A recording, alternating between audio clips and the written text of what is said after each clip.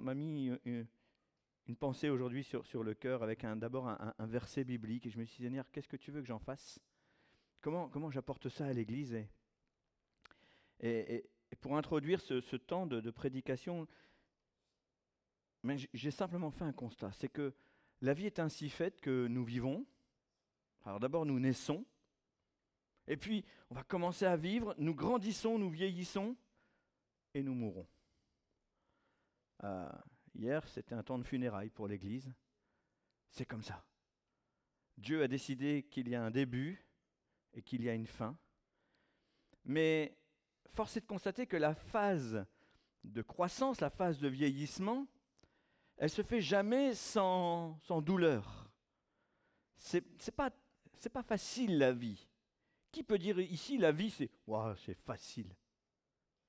Personne ne peut vraiment dire ça.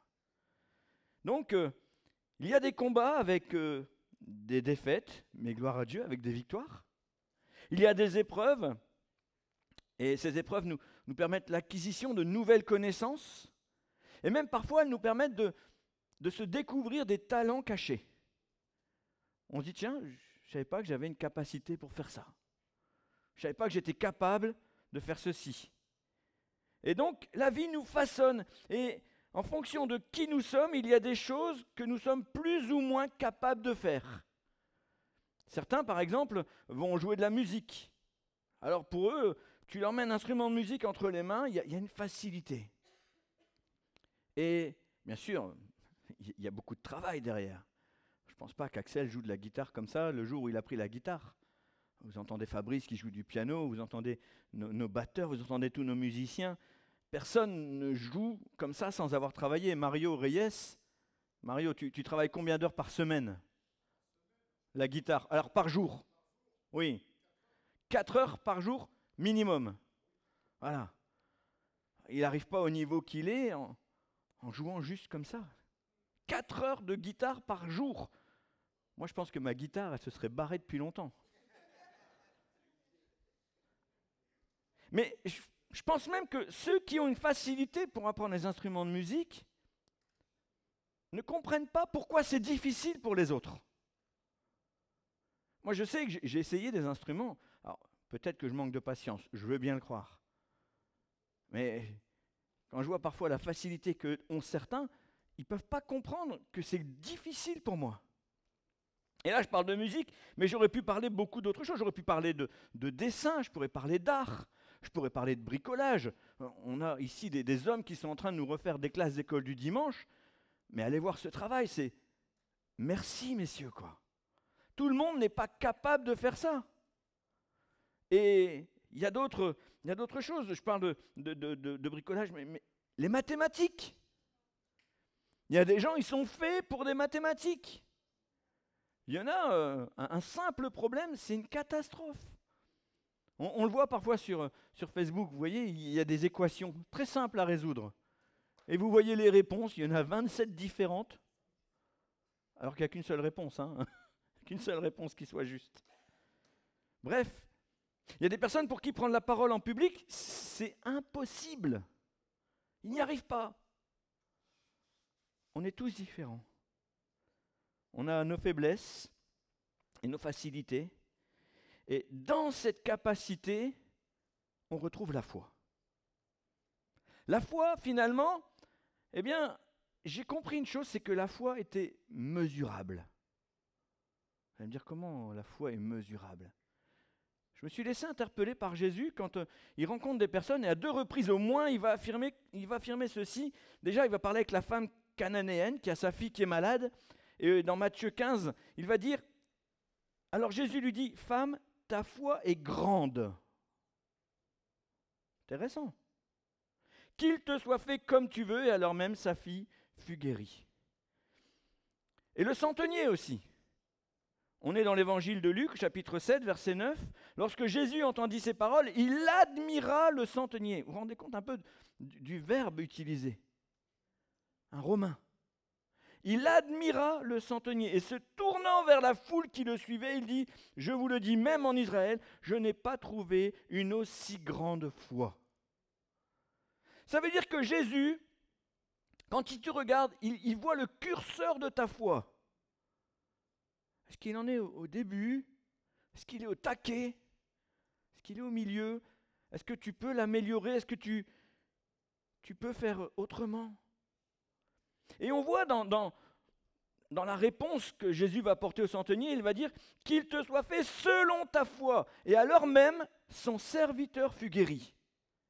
Autant dire qu'il avait la foi.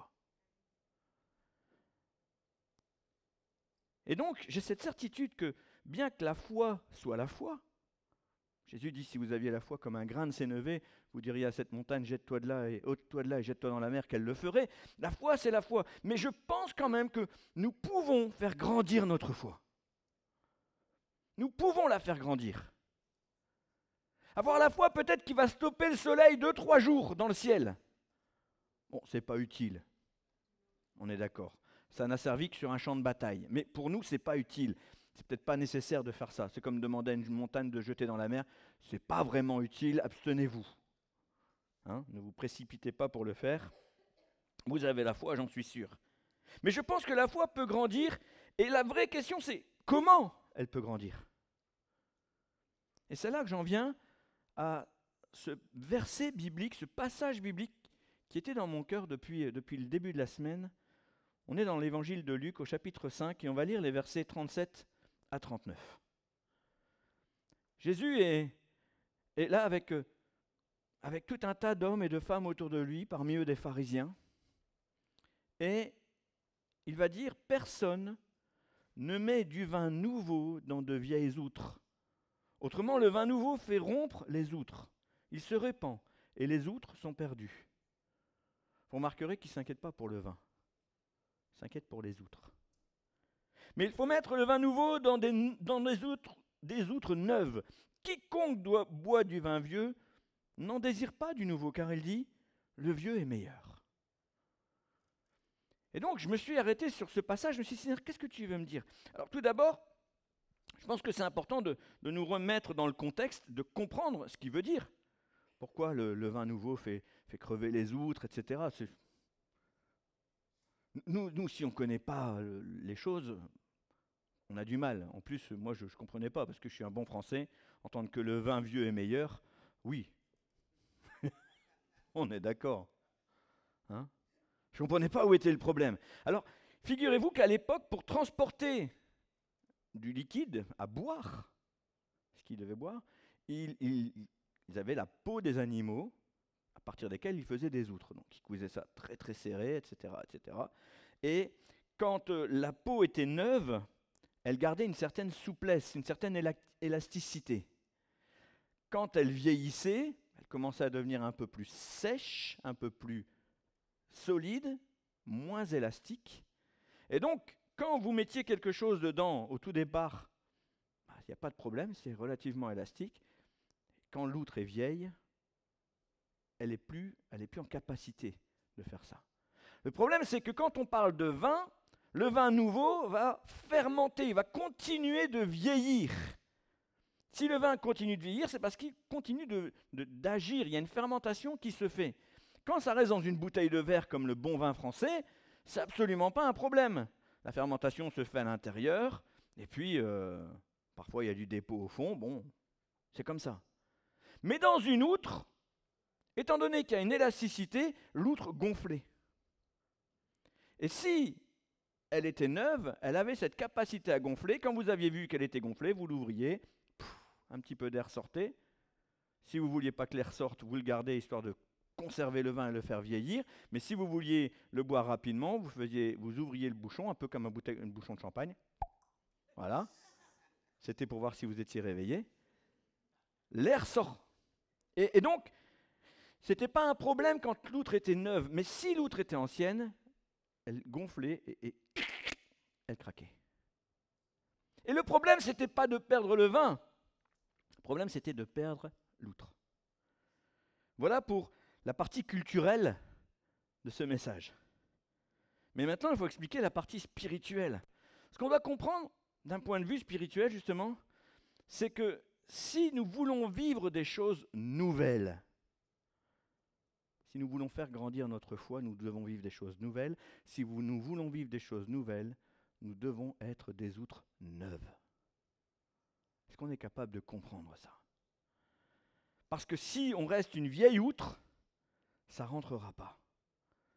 Dieu, ici, nous demande d'accepter de nous remettre en question, d'accepter de revoir nos positions. Parfois, nous sommes arrivés à un certain point dans notre vie où quand il va se présenter quelque chose de nouveau face à nous, on va avoir le mauvais réflexe d'aller chercher dans le passé, dans la loi, peut-être, dans les réflexions religieuses. Et ce n'est pas ce que Dieu veut. Ici, quand Jésus parle, il parle à tout un tas d'auditoires et parmi eux, il y a les pharisiens de l'époque qui sont incapables de se remettre en question. Ils sont figés sur leur position. La loi, c'est la loi. Et là, ils ne veulent pas bouger. Et quand ils entendent Jésus, ils sont choqués de sa doctrine. Pour eux, mais qui est cet individu qui systématiquement nous remet en question? Quand vous lisez les béatitudes, à plusieurs reprises, 5-6 fois au minimum, Jésus dit « Vous avez entendu dire que, mais moi je vous dis ». Oh, il commence à nous casser les oreilles, lui. Plus tard, on va lui ramener une femme adultère, on va lui dire « Allez, vas-y, montre-nous ce que toi tu nous dis ». Que celui qui n'a jamais péché jette la première pierre. Non mais c'est pas possible ça. Il est en train de nous empêcher d'accomplir la loi. Et il ne nous propose pas de ne pas accomplir. Il nous l'impose. Parce que si maintenant moi je jette une pierre, je m'élève au-dessus de tout le monde. Je fais croire à n'importe qui que je n'ai jamais péché. Je ne peux pas faire ça quand même. J'ai beau être un pharisien, je refuse publiquement d'être pris pour mensonge, puisque tous ont péché. Et ils le savent bien. Donc ici, il empêche d'accomplir la loi. Vous trouvez ça normal, vous? Nous, oui, mais pas eux. Pas eux. Parce que nous savons que nous sommes sur la grâce. Mais pour les pharisiens, c'est juste une remise en question qui est impossible à accepter. Alors que les uns, en entendant Jésus, devenaient des outres neuves, acceptaient le vin nouveau, étaient renouvelés dans leur vie, dans leurs pensées, alors que ces gens-là recevaient la bonne nouvelle qui va grandir en eux. D'autres préféraient garder leur tradition bien ancrée, la loi.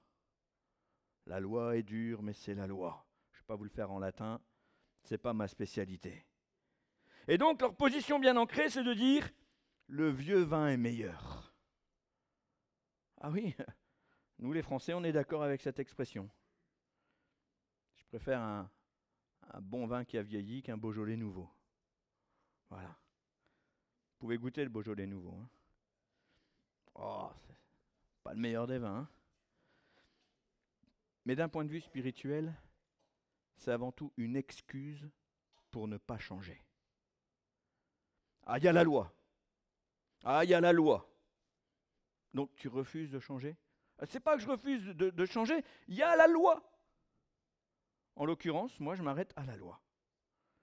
Et dans ce cas-là, tu ne vas pas grandir. Et le pire, c'est que ce comportement de pharisien se retrouve encore aujourd'hui dans nos églises. On le retrouve quand nous faisons face à des chrétiens qui imposent toutes sortes de préceptes religieux aux gens qui veulent se convertir. Ils découvrent l'évangile de grâce. Ah oui, mais attention! Ceci, cela, c'est interdit. Si tu veux faire grandir ta foi, tu dois accepter de te remettre en question devant Dieu. Tu dois accepter d'avoir le regard de Dieu sur les situations qui se lèvent devant toi. C'est ça la vérité. Et je pense que l'apôtre Pierre nous l'apprend au travers d'une histoire qu'il vit. Et on est maintenant avec lui sur la route de Jaffa. On est dans Acte 10 au chapitre 10 à partir du verset 9. On va lire jusqu'au verset 16 même. C'est une histoire vraiment, moi, que je trouve extraordinaire. La première fois que je l'ai lu, je me suis dit, waouh. L'apôtre, moi, je vous l'ai déjà dit, je kiffe l'apôtre Pierre. Hein. il a vécu des choses incroyables. Mais regardez cette histoire avec moi. Le lendemain, tandis qu'ils étaient en chemin et se rapprochaient de Jaffa, Pierre monta sur la terrasse de la maison pour prier. Il était à peu près midi. Il eut faim et voulut manger. Pendant qu'on lui préparait son repas, il tomba en extase. Il vit le ciel ouvert et une sorte de grande toile tenue aux quatre coins qui s'abaissait et descendait sur la terre. Elle contenait toutes sortes d'animaux, des quadrupèdes, des reptiles et des oiseaux. Il entendit une voix qui lui disait « Lève-toi, Pierre, tue ces bêtes et mange-les. » « Oh non, Seigneur, répliqua Pierre, car jamais de ma vie je n'ai mangé de souillé ou d'impur. Je n'ai rien mangé de souillé ou d'impur. » Mais la voix reprit et dit « Ce que Dieu a déclaré pur, ce n'est pas à toi de le considérer comme impur. » Par 3 fois, cela se renouvela, puis la nappe disparut dans le ciel. Qu'est-ce que j'aime cette conversation avec Pierre. Alors vous allez me dire, bien sûr, après il va se rendre chez Corneille, et Dieu lui dit de ne pas regarder les non-juifs comme n'étant pas concernés par la bonne nouvelle. Ça, c'est le message qu'il faut entendre. Mais quand même, arrête de te figer sur ce que tu connais. Arrête de te focaliser sur la loi. Que dit la grâce de Dieu?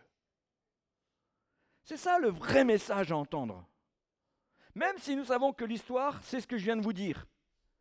Le vrai message, c'est ne te focalise pas sur la loi. Qu'est-ce que Dieu en pense? Et il y a des moments où on le voit d'ailleurs tous les jours dans la loi, on est obligé de s'adapter à la situation. On est obligé de s'adapter au cas. C'est pas pour rien qu'on a parlé de la légitime défense. Tu ne tueras point, oui, mais si quelqu'un veut te tuer, les circonstances, c'est quoi? Je me suis défendu. C'était lui ou moi? Ah, là, il y a légitime défense. La légitime défense prévaut sur le « tu ne tueras pas ». Voilà. Donc ici, il y a légitime volonté de Dieu, au-delà de ce que la loi prévoit. Et cette conversation, elle est incroyable. Vous savez, 3 fois Pierre va dire non. Il n'y a rien de mal à dire à Dieu, ah non, non, ça c'est pas comme ça. Le problème, c'est pas de dire à Dieu non. Le problème, c'est de rester sur ton non. Parce qu'il l'a dit 3 fois. Il a dit non, Seigneur, non, non. Peut-être c'est un piège, peut-être je crois que c'est Dieu, mais c'est le diable. Peut-être. Mais finalement, quand il y a cette paix, quand il y a cette assurance, quand la crainte de Dieu disparaît parce que tu as compris que c'est Dieu qui te demande quelque chose de fou, accepte. Quand bien même ça dépasse son intelligence. Il n'y a rien de mal donc à avoir un peu de résistance, mais il faut aussi comprendre ce que Dieu veut nous dire. Vous savez, depuis le XXe siècle, l'Église a été à de nombreuses reprises bousculée par ce genre de réflexion. Et même aujourd'hui, en 2025, on a peut-être du mal à réaliser, mais figurez-vous qu'il y a quelques années, il ne faut pas remonter bien loin, hein, il y a quelques années, on était avec des recueils dans les mains pour lire les chants qu'on chantait. Si tu n'avais pas ton recueil, tant pis pour toi. La majorité des gens le connaissaient par cœur, mais ils ouvraient quand même le recueil au cas où, parce qu'il fallait montrer qu'on avait le recueil. Et quand on a ramené le vidéoprojecteur, enfin le rétroprojecteur à l'époque, « Ah, faut pas faire ça, vous faites rentrer le diable dans l'église !» On parle d'un livret. Il y a des gens qui rentrent... Nous, on est... Premier voyage en Martinique, on arrive dans une église où ils étaient au livret. Je parle de ça en 2013. Hein. Ils étaient au livret. Sylvie et moi, on arrive dans l'église. Je regarde le mur. On ne projette pas les chants ici. Ok, bon. Franchement, des chants, j'en connais, mais des centaines, quoi. J'en connais des centaines, mais les ailes de la foi, si j'en connais 5, c'est énorme. Je ne connais pas ces vieux chants. Je n'étais pas chrétien à l'époque où on chantait ces chants. Et dans l'église, ils chantaient que les ailes de la foi ou le DPS. dans la présence du Seigneur. Alors, c'est pas un sketch, hein? C'est la vérité. Ici, vous avez un Axel qui saute, qui nous encourage. Là-bas, c'est « Nous ouvrons notre recueil pour le chant 427. » Et ça chante. Mais toi, tu sais pas ce que c'est le 427? Tu n'as pas les paroles? Et tu connais pas le chant. Alors tu es là, t'attends. Ah, c'est super joyeux. Et il y a quand même quelqu'un qui a eu pitié. Il nous a filé un recueil. Il chantait dans les ailes de la foi, on nous a passé un DPS. Magnifique. 427, c'est le 273 dans le DPS. Hein. Vous pouvez chercher. Hein. Ils ne sont pas dans l'ordre alphabétique. Donc, ils sont dans l'ordre numérique. Vous pouvez chercher. Vous ne trouverez pas. Mais c'est totalement excluant. Ce n'est pas fait pour accueillir. Je bénis Dieu pour les rétroprojecteurs et encore plus pour les vidéoprojecteurs. On peut passer des vidéos, on peut passer plein de choses. On peut transmettre. On projette les versets bibliques. Ah oui, mais les gens ne viennent plus à l'église avec leur Bible. Et alors? Tu as une Bible chez toi, lis-la chez toi, mais à l'église, on n'est pas là pour lire. À l'église, on est là pour vivre des temps de communion fraternelle. C'est ça l'intérêt. Et quand tu es chez toi, lis ta Bible. Évidemment, lis ta Bible. Et si tu la veux sur ta tablette, sur ton téléphone, ou sur un papier, quelle différence ça fait? C'est la parole de Dieu. Sylvie me dit, je préfère dans ma Bible. Oui, tant mieux, moi aussi, j'aime bien feuilleter ma Bible. Mais quand je fais ma prédication, c'est avec les outils informatisés. Alors ça, je vous parle du rétroprojecteur. Que dire quand on a fait rentrer une batterie? Overmalo. Internet. Oh là là, Internet, c'était le diable. Et ne parlons pas des tenues vestimentaires qui ont toujours été l'objet de nombreuses conversations, de divisions et même de conflits, et ça dure encore malheureusement. Alors j'ai bien conscience qu'on ne doit pas tout accepter. C'est évident, on ne peut pas tout accepter. Mais ne cherchons pas la paille dans l'œil du voisin. Ôtons premièrement la poutre qui est dans le nôtre. Surtout quand les arguments n'ont pas de fond. Je ne vais pas commencer à émettre des arguments ici, mais combien de bêtises j'entends pour justifier la non-acceptation d'un vêtement, la non-acceptation d'une batterie, la non-acceptation de vidéoprojecteurs. Je ne comprends pas. Et j'aime particulièrement l'Épître aux Romains et le chapitre 12, le verset 2 m'a toujours bousculé.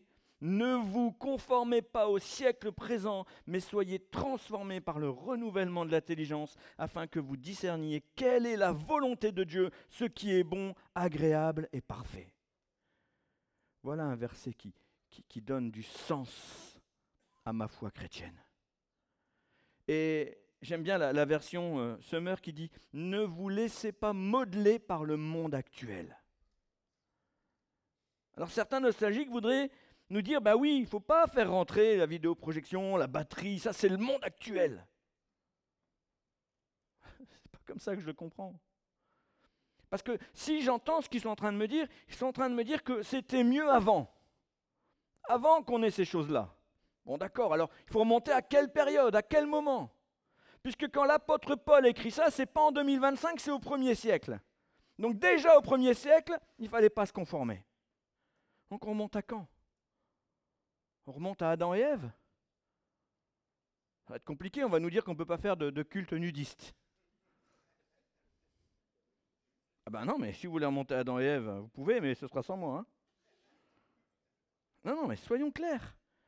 Moi je pense au contraire que l'apôtre Paul nous dit que la bonne époque, c'est pas avant, la bonne époque, c'est maintenant.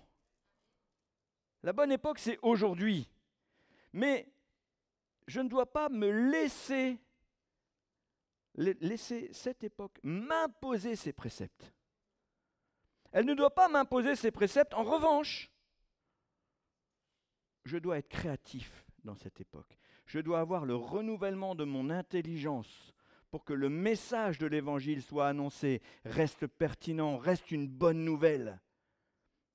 Et encore une fois, en Martinique, je parlais avec un de nos amis qui me disait, oui, mais moi j'ai grandi avec les ailes de la foi et c'était très bien. Mais je lui dis, oui, mais à ton époque, c'était très bien. Mais laisse ton intelligence se renouveler. Aujourd'hui, on va chanter du Hillsong. Aujourd'hui, on va chanter du tout ce que vous voulez. Bethel Church, etc. On va chanter, on va prendre des chants nouveaux. Parce que ces chants-là parlent plus à notre génération que les ailes de la foi qui sont magnifiques. Hein. J'ai jamais rien eu contre les chants des ailes de la foi. C'est juste pas ma tasse de thé. Voilà. Moi, vous pouvez me faire écouter du Cure, vous pouvez me faire écouter du Dépêche Mode. Si vous voulez me faire écouter du Hervé Villard, je n'ai pas dit que c'était pas beau. C'est pas ma tasse de thé. Voilà, il y a plein de gens qui aiment Hervé Villard ici. J'ai rien contre Hervé Villard, hein, mesdames.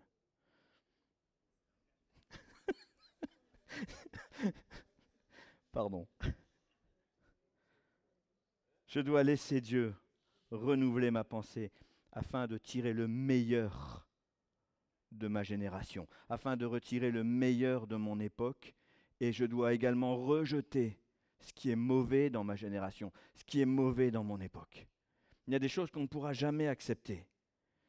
Mais l'apôtre qui a écrit l'épître aux Romains est le même qui a écrit aux Corinthiens, tout est permis, mais tout n'est pas utile, tout est permis, mais tout n'édifie pas.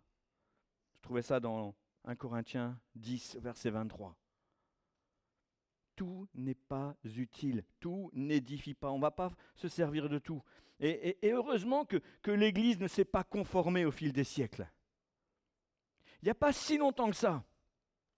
On laissait les enfants travailler dans les rues, on laissait les enfants travailler dehors, sans instruction, sous prétexte que l'école, ça coûtait beaucoup d'argent. Et l'Église a dit non, et l'Église a créé l'école publique. L'Église ne s'est pas conformée. Ça allait bien à tout le monde que les enfants travaillaient dans les rues. Ça allait bien à tout le monde, sauf à l'Église. Parce que nous savons que, faute de connaissance, le peuple meurt. Et il faut que les hommes et les femmes soient capables de lire la Bible, soient capables de comprendre ce que Dieu veut leur dire. L'instruction, c'est le minimum. Il n'y a pas si longtemps que ça, on laissait les malades mourir chez eux, sans soins. Et l'Église a créé l'hôpital. On laissait les personnes âgées, on laissait les enfants sans parents, qu'ils soient orphelins ou qu'ils soient abandonnés, on les laissait à l'abandon. Et l'Église a inventé les hospices et les orphelinats. C'est l'Église qui a inventé la Croix-Rouge. Alors ce n'est pas l'Église en partie, ce sont des chrétiens. Mais vous comprenez ce que je veux vous dire. On ne se laisse pas conformer par le monde. Le monde va par à volo, le monde part dans tous les sens. Et ne perdons pas de temps à juger le monde. C'est tellement facile, ils font n'importe quoi. Et même nous, quand on est dans le monde, on fait n'importe quoi. Je ne vais pas commencer à juger le monde. Par contre, Dieu nous demande de révolutionner ce monde, d'être actifs. Demandons plutôt que de juger, demandons à Dieu les ressources pour changer ce que nous pouvons changer. Parce qu'il y a plein de choses que nous pouvons encore changer. Est-ce qu'il y a des choses qu'on peut changer? Évidemment qu'il y a des choses qu'on peut changer. Il y a des choses qu'on ne doit pas encore accepter. Et pour cela, on a besoin de laisser Dieu nous renouveler dans notre intelligence. On a besoin d'être des outres neuves. 2 Corinthiens 5, 17. Si quelqu'un est en Christ, il est une nouvelle création. Les choses anciennes sont passées, voici toutes choses sont devenues nouvelles. Qu'est-ce que j'ai médité ce verset? Et pas seulement à cause d'Instée. Et je me suis posé la question suivante quand je méditais ce verset. On est nouveau combien de temps? Alors comme des images parlent beaucoup mieux qu'un long discours, regardons cette première photo que j'ai demandé à la vidéoprojection de nous préparer. Vous voyez cette magnifique Mercedes SL? C'est une 190 SL. C'est beau, hein? Non, c'est beau, c'est pas beau. Enfin, Enfin, ouais, mais dans cet état-là, c'est pas beau. Et vous voyez, il y a des hommes qui l'ont racheté. Vous voyez, elle est sur une remorque. Et vous savez ce qu'ils en ont fait? Regardez ce qu'ils en ont fait. Voilà, on remet la diapo précédente, pardon. Jésus nous trouve comme ça. Nous sommes des épaves. Et finalement, quand Jésus a travaillé avec nous, voilà ce qu'on devient. Ah, c'est rutilant. Hein. J'ai pris une Mercedes parce que j'ai bien compris que Mercedes, ça tenait la famille Buche. Hein. Voilà. Non, non, pas une Citroën. On va garder une belle Merco, parce que ça a la classe quand même. Et là, elle est comme neuve. Elle a été renouvelée. C'est une nouvelle créature, c'est une nouvelle création. Franchement, c'est magnifique. Mais si vous n'en prenez pas soin, vous voyez ce que ça va devenir? Ça va devenir ça. C'est toujours une 190 SL. Moi, je me souviens quand j'avais 13-14 ans, on va garder cette voiture à l'image pour l'instant. Quand j'avais 13-14 ans, mon père m'a payé un ordinateur. Un ordinateur tout neuf. Et franchement, je m'éclatais avec cette machine. J'ai beaucoup joué, parce qu'à l'époque, on pouvait faire que ça. Il était nouveau. Mais si je veux le revendre aujourd'hui, personne n'en veut, à part les collectionneurs. Il y a toujours quelques adeptes. Hein. Mais avec ton téléphone, aujourd'hui, tu fais 1000 fois plus de choses que ce que je faisais avec mon ordinateur il y a 40 ans, qui était nouveau. On est nouveau combien de temps? On est nouveau combien de temps? Être nouveau, c'est pas suffisant. Il faut savoir se renouveler. Nous devons rester des outres neuves. Un renouvellement de pensée, un renouvellement de point de vue, un renouvellement de méthode. Je ne connais pas de jeune prédicateur qui écrit sa prédication avec une plume d'oie trempée dans l'encre de Chine. J'en connais pas. JB le fait au PC. On est tous sur nos tablettes, sur nos PC.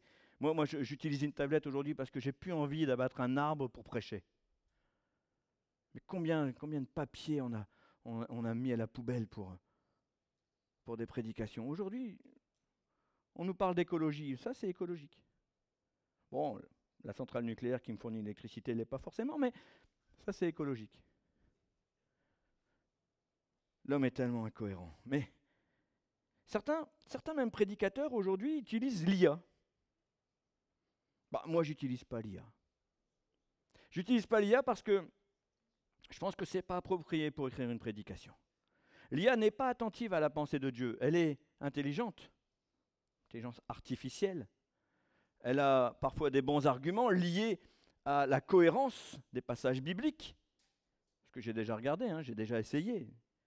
Je ne vais pas dire que je ne le fais pas sans avoir essayé. Mais je pense que pour écrire une prédication, ce n'est pas adapté. En revanche, pour faire des recherches, pour m'éviter de vous dire des bêtises, là, c'est intéressant. Calculer la distance à pied entre deux villes, combien de temps on mettait pour aller d'une ville à une autre, ça, c'est intéressant. Calculer les valeurs, par exemple. Vous savez combien vaudrait aujourd'hui un denier de l'époque de Jésus? Un denier, c'est l'IA qui me l'a dit. Hein. Un denier, c'était de l'argent. Environ 3 grammes d'argent. Donc si vous ramenez ça à l'époque d'aujourd'hui, au prix de l'argent, c'est-à-dire 70 centimes du gramme, eh bien, un denier, ça vaudrait pas 3 €. Décevant, hein? Si on dit aujourd'hui que les gars étaient contents d'avoir un denier pour une journée de travail, 3 €, on a plus le sentiment d'être à Madagascar qu'en France, quoi. On est d'accord, hein? Et donc, si on veut être précis, il ne faut pas s'arrêter à la valeur de l'argent, à la valeur de l'époque, il faut savoir à quoi ça équivaut aujourd'hui. Et donc, puisque ça vaut une journée de travail, un denier vaudrait plutôt en réalité 80 €. Là, on est plus proche de la valeur. Et ça, c'est l'IA qui me l'a dit. J'aurais pu faire une recherche pendant une demi-heure, 3/4 d'heure pour savoir. Ça m'a pris 1 minute. Donc, l'IA est intéressante. L'IA vaut le coup. Mais pas pour tout. Je prends ce qu'il y a de meilleur dans ce que le monde m'offre, mais je rejette ce qui n'est pas utile. C'est pas efficace, ça sert à rien. Et, et, et j'ai besoin de savoir comment je peux utiliser les choses. Et pour ça, j'ai besoin de l'Esprit de Dieu. Je veux être une outre neuve. Je veux tous les jours pouvoir recevoir quelque chose de nouveau de la part de Dieu. Pendant que j'écrivais cette prédication, une personne m'a envoyé une vidéo assez surprenante. C'est l'église de Mulhouse qui partage ça. Et c'était finalement la conversion d'une femme qui se sentait homme et qui était en pleine transition de genre. Quand elle a rencontré l'Évangile, quand elle a fait sa réconciliation avec Dieu, elle a donc entamé une détransition. Voilà. Eh bien, voilà le genre de situation pour lesquelles l'Église doit se préparer. Vous voulez être une outre neuve ? Comment on accueille ces gens dans l'Église ? Comment on fait avec ceux qui arrivent en disant moi je suis une huître, moi je suis une éponge, moi je suis une écrevisse, moi je suis un homme mais je suis enceinte. Non mais vous rigolez, mais c'est le monde. C'est le wokisme. C'est le monde qui est comme ça. Alors oui, forcément, on peut pas tous accepter, mais voilà des situations pour lesquelles l'Église va se préparer. Si nous nous posons en juge face à ces personnes, si mon réflexe est d'aller chercher ce que dit la loi dans la Bible, pensez que cette personne, elle va rester ? Allô ? Ah écoute, va des rétros, hein ? Tu peux pas rester ici, hein ? Ah non, tu dois changer. Si tu ne changes pas, tu ne peux pas rester ici. Si on va au-devant d'elle avec la loi biblique, on ne va pas la gagner. Pire, parce qu'il y a pire, mes amis. Il y a ceux qui vont aborder ces personnes avec l'intention de les changer. Ah, sois la bienvenue, ici tu vas changer. Hein. Viens comme tu es, mais nous on va te changer. Est-ce que c'est honnête ? Est-ce que c'est ce que Dieu nous demande ? Je ne suis même pas capable de me changer moi. Comment je peux changer quelqu'un ? Est-ce que tu es capable de te changer toi déjà ? Comment tu peux exiger que quelqu'un change quand toi-même tu n'es pas capable de changer ?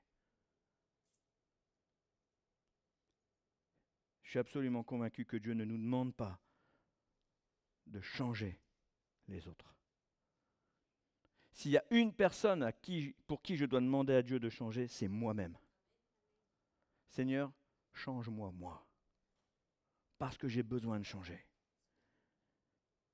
Et le reste, moi, mon devoir, notre devoir, c'est d'aller au-devant de cette personne, lui dire que Jésus l'aime, lui annoncer Christ, lui dire que Jésus est mort pour ses péchés, pour ses manquements, que ses péchés ne sont pas pires que les miens, que Dieu l'aime profondément et qu'il veut lui redonner son identité en Christ. Ça, on peut le dire. Ça, c'est notre travail. S'il y a quoi que ce soit à changer, c'est le travail de Dieu.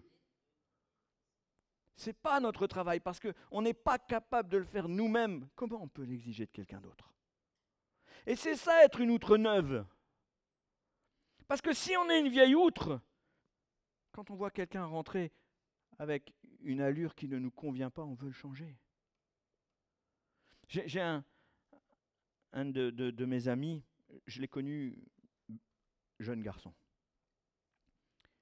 homosexuel. Il travaillait dans le milieu de la nuit à Lille, drag queen, donc haut talon, robe, la totale. Et un jour, on l'invite, parce qu'il est né dans une famille chrétienne, il a grandi dans un milieu chrétien, il connaît des centaines de chrétiens. Et un jour, on l'invite à la présentation d'un enfant, parce que ses amis de l'école du dimanche l'invitent, ils gardent contact avec lui. Et lui, il dit « Oh non, mais de toute manière, je ne vais pas venir parce que vous ne voulez pas de moi dans vos églises. » Et les gens disent « Mais écoute, nous on t'invite, c'est parce qu'on veut de toi. » Et là, il s'est dit « Ah, vous voulez de moi ? Il a provoqué. Il est sorti de boîte, il était en drag queen, il est allé à l'église en drag queen. Il est arrivé. Beaucoup d'églises l'auraient dévisagé. Dans l'église dans laquelle il est arrivé, on lui a dit « Sois le bienvenu, rentre !» Et là, il était choqué. Lui-même était choqué. Mais c'est quoi ces gens qui m'accueillent tel que je suis? Et les gars, je ne suis pas une vraie fille. Mais il avait bien vu. C'était évident. Il ne savait plus quoi faire. Il a assisté à la présentation, il a assisté à tout le culte. Et là, il est rentré chez lui bouleversé. Il a dit la semaine prochaine, j'y retourne, mais je serai habillé en homme. Il est allé habillé en costume, chemise. Et les gens lui ont dit « Ah, ça fait plaisir de te revoir !» Il avait reconnu. Il a mis 5 ans. 5 ans pour retrouver son identité en Christ. 5 années difficiles où il y avait des combats, où il était attiré toujours par des gens du même sexe que lui. 5 années compliquées. Mais Dieu finalement a réussi à le ravir à lui. Personne n'a essayé de le changer. Dieu a fait le travail. Vous savez, on nous fait tout un tas de procès quand on dit que, quand on a le malheur de dire que nous sommes contre l'homosexualité.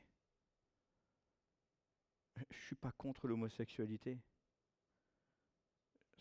La Bible est contre l'homosexualité. Je me conforme à la parole de Dieu et je dis que c'est un péché. Est-ce que c'est mon problème? Ce n'est pas mon problème. Si une personne est concernée par ce péché, c'est son problème.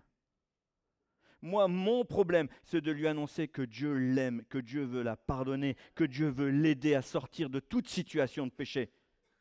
Parce que l'homosexualité, en général, ce n'est pas le seul péché de cette personne. Ah, peut-être que toi, tu n'es pas homosexuel, mais tu as combien d'autres péchés? On est tous concernés. Mais si on s'arrête, comme les pharisiens à la loi, si on est une vieille outre, alors je suis désolé, mais je ne veux pas de toi ici, toi qui voles. Je veux pas de toi ici, toi qui adultère. Je veux pas de toi ici, toi qui es menteur. Je veux pas de toi ici, toi qui convoite. Dans ce cas-là, on va tous sortir, il n'y aura plus personne ici. Parce qu'on est tous concernés par le péché. Par contre, une outre nouvelle, elle voit la personne arriver, elle se réjouit qu'elle puisse rencontrer Christ. C'est ça une outre nouvelle. Une outre nouvelle, c'est une personne qui va s'adapter à la situation et qui va trouver un moyen quand même d'annoncer l'évangile. Peu importe ton péché, là où le péché abonde, la grâce surabonde. Dieu est plus grand que ton péché. Dieu est plus grand que ton problème. Dieu est plus grand que ton addiction. Dieu est plus grand que tes besoins. Dieu est au-dessus de toutes ces choses. Je veux être une outre neuve. Je n'ai pas besoin que la loi m'impose un regard sur les gens. Je veux que le Saint-Esprit me donne son regard sur les gens.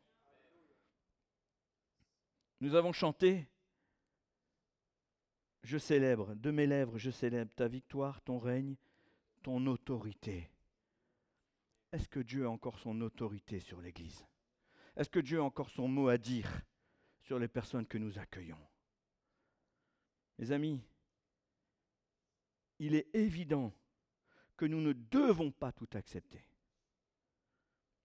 Ça, c'est évident, c'est la parole de Dieu. Nous devons garder une vie sanctifiée, nous devons chercher une vie sanctifiée. Nous ne devons pas tolérer le péché dans notre vie.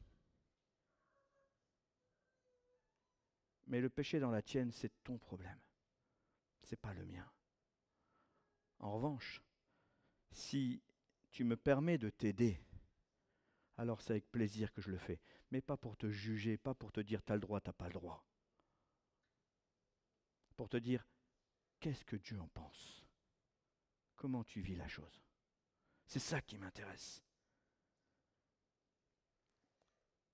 Vous savez, personnellement, je pensais que je n'étais pas pécheur. Jusqu'au jour où j'ai compris que je l'étais. Et là, j'ai réalisé que j'avais besoin d'un sauveur. Et c'est lui qui m'a changé. Ce n'est pas les gens qui m'ont présenté Christ. Ils n'étaient pas capables de se changer eux-mêmes. C'est lui qui m'a convaincu de péché, de justice et de jugement. C'est lui qui convainc quiconque de péché, de justice et de jugement. Notre travail, c'est d'annoncer la bonne nouvelle. Pour terminer, j'aimerais juste que nous puissions prier et demander à Dieu de faire de nous des outres neuves. Face aux situations qui se présentent à nous, Seigneur, fais de moi une outre neuve. Je veux être un chrétien de 2025, rempli de la parole de Dieu, rempli de l'Esprit de Dieu, avoir un jugement sur toute chose, mais ne juger personne. Voilà ce que Dieu nous demande. Encore une fois, ne banalisons pas le péché. Le péché, c'est le péché. Et il n'y a rien de pire que de dire le péché, c'est pas grave. Ça, c'est un mensonge du diable. Mais, de grâce, soyons prêts à laisser Dieu nous utiliser en toutes circonstances. Amen. Père éternel, quelle grâce d'avoir ta parole qui nous ouvre les yeux. Quel privilège d'avoir tes enseignements, ô Jésus. Seigneur, je mesure la grâce que nous avons d'avoir ton esprit qui nous parle d'une parole qui vivifie et non pas d'une lettre qui tue. Seigneur, au nom de Jésus, je te prie de nous aider, nous tous, tes enfants, à être des outres neuves en toutes circonstances.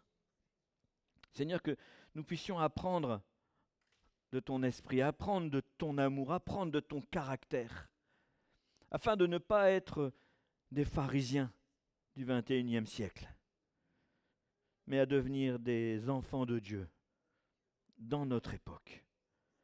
Apprends-nous, Seigneur, à utiliser les outils d'aujourd'hui.